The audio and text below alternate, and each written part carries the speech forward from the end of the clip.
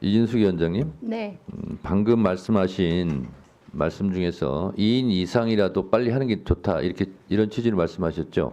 네. 법 취지가 그렇다고.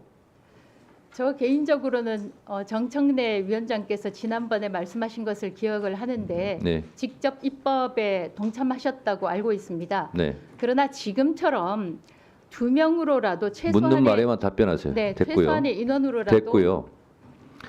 이진숙 위원장이 말하는 그 법 취지가 아닙니다.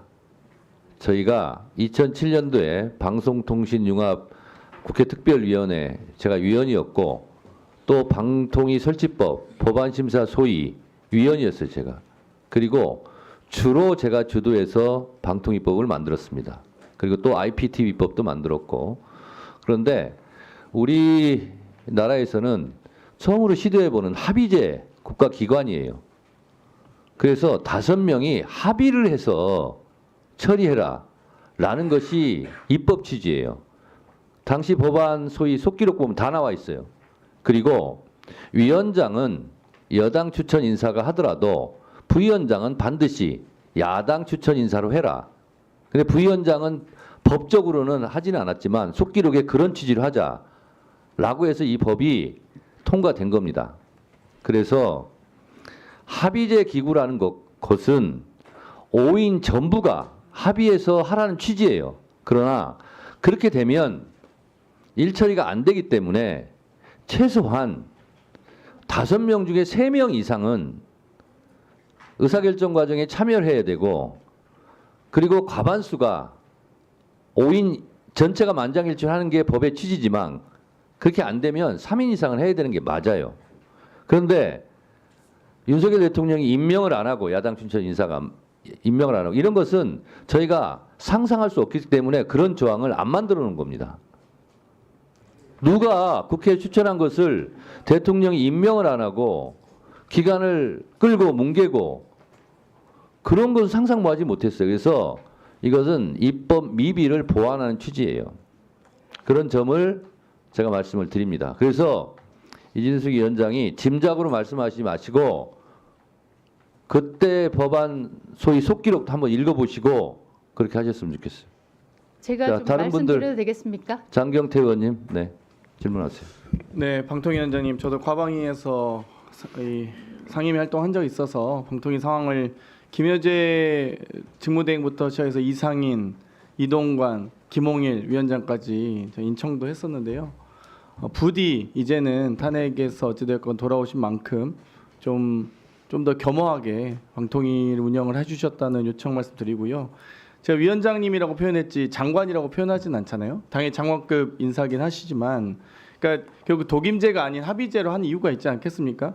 지금 여기 답변서에는 의결 정적수를 이와 같이 타 위원회 및 국회 등도 의결 정적수 이와 같이 엄격히 규정한 사례가 없다라고 했는데 이거 답변 누가 하셨는지 모르겠는데 제가 굳이 확인하진 않겠지만 국회법 54조에도 제적의원의 과반의 출석과 과반의 의결로 하도록 되어 있습니다. 그러면 방통위 5인 합의제 행정기관에서 대통령이 2명 임명하시죠. 그렇습니다. 대통령에 속한 교섭단체 하면 임명하죠. 네. 대통령에 속하지 않은 교섭단체가 2인 하잖아요. 결국 3인이 그러니까 어찌됐건 합의제임에도 불구하고 대통령에 속한 교섭단체 또는 대통령의 어떤 이 여러 가지 정책 결정이 무조건 이 과반을 확보하게끔 만들어져 있습니다. 이 방통위 그렇지 않습니까? 그러니까 저희도 예상하지 못했죠. 법제처가 유권 해석을 내리는 것을 전제로 이렇게 방통위 야당 추천 몫의 방통위원을 이렇게까지 막을 줄 몰랐는데 만약 방통위원 임명하셨으면 저희가 이진숙 위원장께서는 야당 추천 1명과 대통령과 여당이 추천한 3인에서 3인 출석으로 2인이 의결하실 수 있으세요. 그렇지 않습니까? 굳이 임명을 안 해서 대통령께서 그래서 지금 이렇게 무력화되고 2인 추천 의결로 지금 김여재 직무대행부터 계속 의결해가지고 지금 150건이 넘을 거야 아마. 그러니까 저희가 그걸 가지고 지적해 왔던 거고 그냥 차라리 정상 절차대로 대통령 임명직 2명 그다음 여당 추천 1명, 3인으로 의결하시고 2인은 그래도 의견을 들어서 방통위의 속기록에도 최소한의 견제와 균형을 맞출 수 있는 합의제 행정기관으로서 역할을 해달라고 요청했던 거 아닙니까? 그래서 저는 이거를 이 3인이 출석하라고 한다고 해서 무력화된다라고까지 표현하신 건 너무 과한 것 같아요. 그러니까 가급적이면 5인 중에 야당이 2명의 방통위 야당 추천에 이 2명의 방통위에 반대하신 의견이 있을 수 있죠. 그러면 3인이 대신 대통령 임명직과 여당 추천이 3인이 출석하셔서 본인이 3명이라도 출석하셔서 의결하시라는 겁니다. 그 정도의 의견인데 이것 저희가 정족수를 지금 의결 정족수 4인으로 하는 게 아니잖아요. 의사 정족수는 규정되어 있지 않고 방송통신위원회 설치법에 의결 정족수만 제적 의원 과반수의 찬성으로 의결하게 되어 있습니다.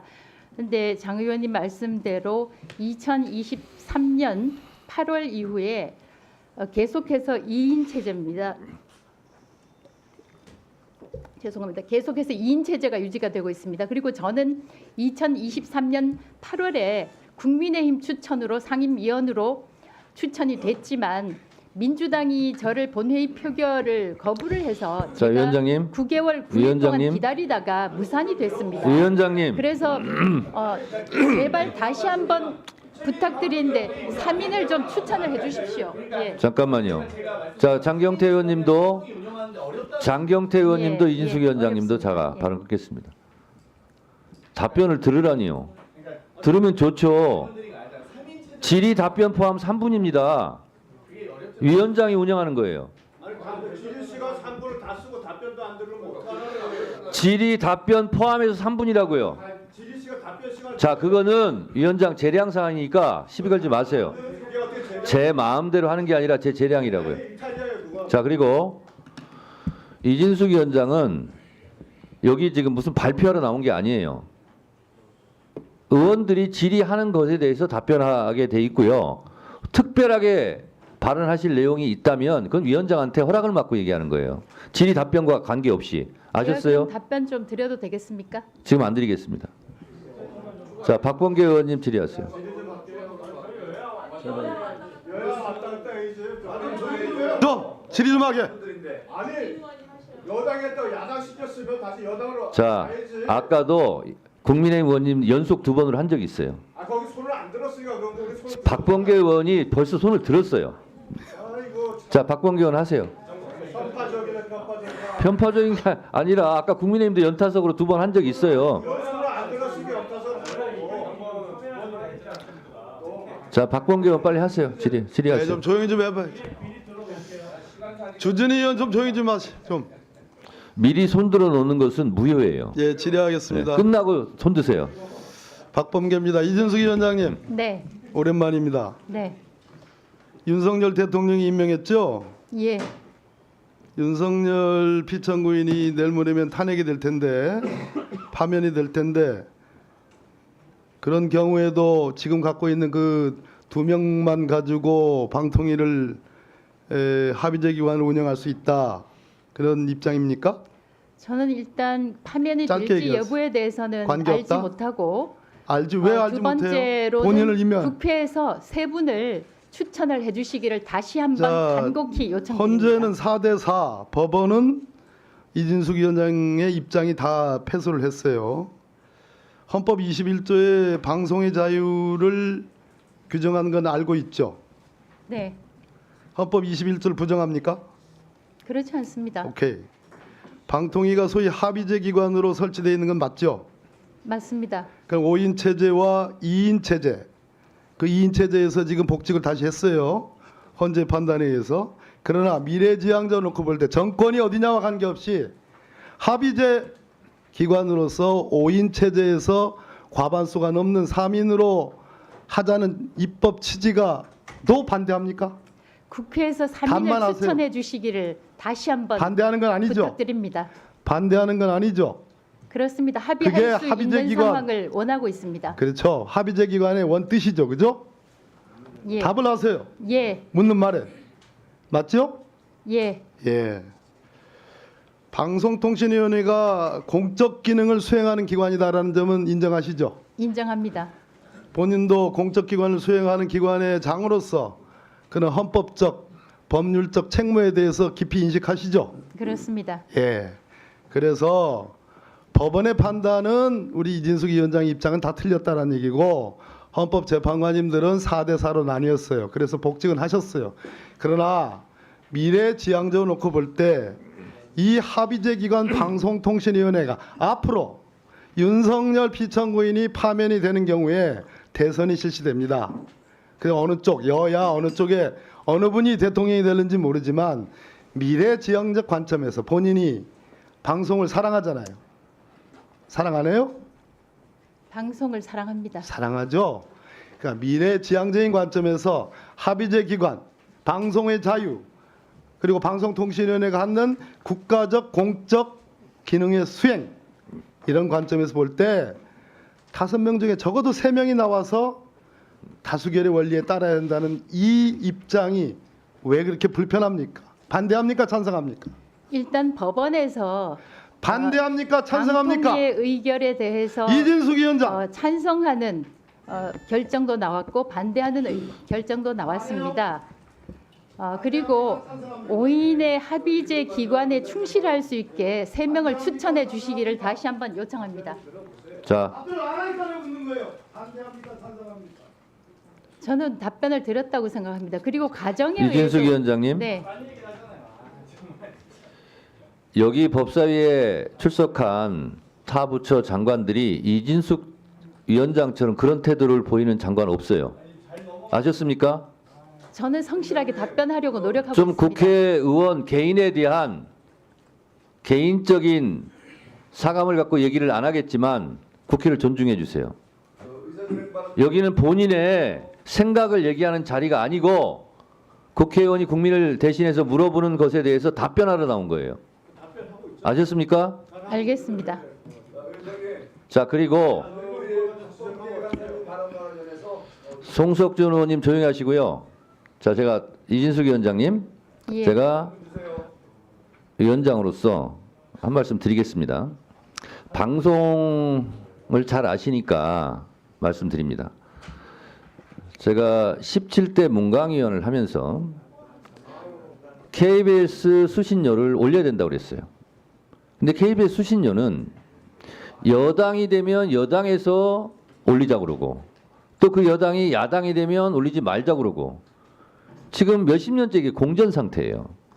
이 고리를 끊어야 돼요. 여당과 야당과 관계없이. 예를 들면 마찬가지로 국민의힘이 지금 여당이지만 야당이 될 가능성도 있지 않습니까? 그러면 민주당이 여당이 돼요. 민주당으로서는 지금 주장하신 대로 2명으로 하는 게 더 편하고 좋아요. 그러나 그런 차원의 문제가 아니에요, 이건. 법의 안정성, 방통위원회 합의제 기구의 법안의 취지, 정신에 맞는다면 여당이냐 야당이냐 입장을 떠나서 그 법 취지에 맞게 해야 되는 게 맞아요. 마치 KBS 수신료처럼 지금 국민의힘 의원님들은 2명을 하면 어때 이렇게 하지만 본인들이 나중에 야당이 되면 본인들이 죽고 배고파요. 그래서 그런 차원이 아니라 이 법에 대한 안정성 그리고 부족했던 미비점 이것을 보완하는 게 맞다니까요. 자, 그러면 지금부터 잠시만 주목해 주시기 바랍니다. 제가 구독자분들을 위해서 선물 하나를 준비했는데요. 제가 항상 여러분들께 드리는 말씀이 있습니다. 뉴스만 평소에 잘 챙겨보셔도 돈이 되고 돈을 벌 수 있다라고 말씀을 드렸는데요. 여러분들은 여기 보시는 삼성전자 뉴스를 보고 어떤 생각이 드세요? 아니면 정치인들의 뉴스, 날씨 뉴스를 보고는 어떤 생각이 드시나요? 그냥 뉴스만 보고 끝내는지 아니면 이 뉴스를 어떻게 이용할 수 있는지 이 부분을 고민하고 계시는지를 되물어보고 싶습니다. 그 이유가 뭐냐 하면 제가 지난번에 여러분들께 뭐라고 말씀을 드렸었죠? 지금은 반도체 섹터를 눈여겨보셔야 한다고 말씀드렸습니다. 그리고 나서 이런 썸네일들 뉴스를 통해서 많이 보셨을 겁니다. 반도체 내용이 이슈가 됐을 때 부자들은 어떻게 생각한다? 반도체 관련주들은 뭐가 있는지, 어떤 종목이 가장 좋은지, 어디에 투자해야 돈이 몰리는지 자연스럽게 생각한다고 제가 말씀을 드렸죠. 그 이유가 뭐냐 하면 부자들이 봤을 때는 이슈가 곧 돈으로 이어지고 그 이슈가 나에게 돈을 벌어준다는 경험적 확신이 있기 때문에 부자들은 항상 이런 사회적 이슈를 관심 있게 챙겨본다고 제가 말씀을 드렸습니다. 이번에도 마찬가지인데요. 제가 지난번에 시청자분들과 함께하는 주식으로 수익 내기 이벤트를 진행했었죠. 당연히 100% 무료로 진행을 했었고요.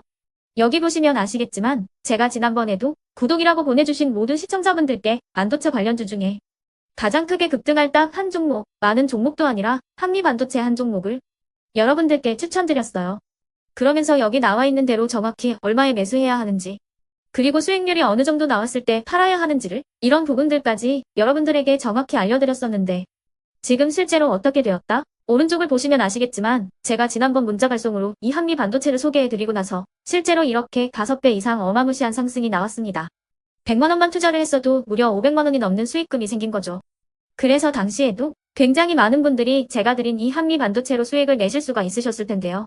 다시 한번 축하드린다고 말씀을 드리겠고 이번에도 마찬가지입니다. 앞으로도 2024년, 2025년 계속해서 기대해볼 섹터는 AI입니다. 그 중에서도 AI 반도체는 그 누구도 부정할 수 없는 미래 성장 산업입니다. 그러면 우리가 어떻게 생각해 볼 수 있을까요? AI 반도체 종목 중에 앞으로 크게 대장 역할을 하면서 10배 이상 급등할 수 있는 텐베고 종목을 지금부터 열심히 추적해야 한다는 겁니다.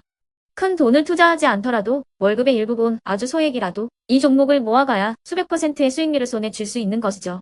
지금 여러분이 보고 계시는 이 유튜브 또한 AI 반도체와 아주 밀접한 연관이 있고 반도체야말로 대한민국의 핵심 산업으로 앞으로 더더욱 시장은 성장할 수밖에 없습니다. 그렇기 때문에 제가 이번에도 뭘 보내드리고 있냐면 지난번과 똑같이 구독이라는 문자를 보내주시면 제가 AI 반도체 관련주 중에 앞으로 대장주 역할을 하면서 주가가 가장 크게 급등할 한 종목을 여러분들께 문자 발송으로 종목명과 사고 파는 시점을 모두 알려드릴 건데요. 그 문자를 받고 여러분들이 주식으로 돈 버는 연습을 한번 해보셨으면 좋겠고요. 혹시라도 나는 주식을 하지 않는다 하시는 분들은 주변에 주식하시는 지인분들에게 말씀을 해주셔도 되고요.